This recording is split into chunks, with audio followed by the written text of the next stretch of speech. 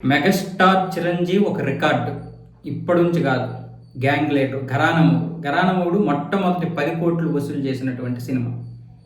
మొట్టమొదటి ₹1 వసూలు చేసిన సినిమా మాయాబజారు. తర్వాత 10 కోట్లు వసూలు చేసిన 1992లో వచ్చిన ఘరానమూడు. అది ఆయన రికార్డు.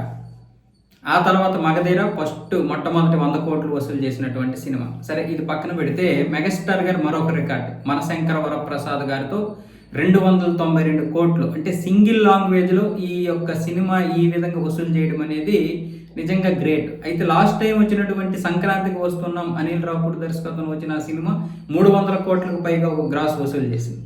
ఈసారి మొదటి వారంలోనే ఆ యొక్క మార్కునైతే అందుకున్నారు.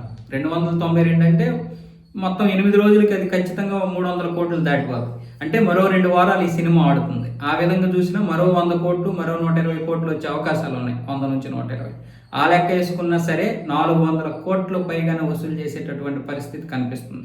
బహుశా 500 కోట్లకు వెళ్ళినా ఆశ్చర్యపోనవసరం లేదు. కానీ సెలవులు అయిపోయాయి కాబట్టి ఇక ఫ్యామిలీ సినిమాకి తగ్గిస్తూ ఉంటారు. ఎవరైతే చూడలేదో వాళ్ళు మాత్రమే ఇక వెళ్తారు.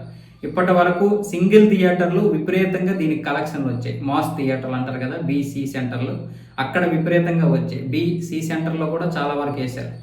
షోలు కూడా పెంచారు. ప్రస్తుతం ఇక్కడ షోలు నిలకడగా ఉండడం ఇప్పుడు ఈ సినిమాకి మంచిగా కలిసి వచ్చింది. ఎంఎస్టీకి అనిల్ రావుపూడి మరొక బ్లాక్ బస్టర్ కొట్టాడు. పైగా ఇక్కడ వెంకటేష్ అతిథి పాత్ర పోషించినా సరే అది చిరంజీవి గారి ఖాతాలోనే పడుతుంది. అది చిరంజీవి గారి సినిమే అవుతుంది.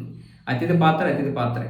కాబట్టి ఈ సినిమా విషయంలో మాత్రం ఖచ్చితంగా ఇది మెగాస్టార్ గారికి అయితే ఒక మంచి రికార్డ్ అని చెప్పొచ్చు.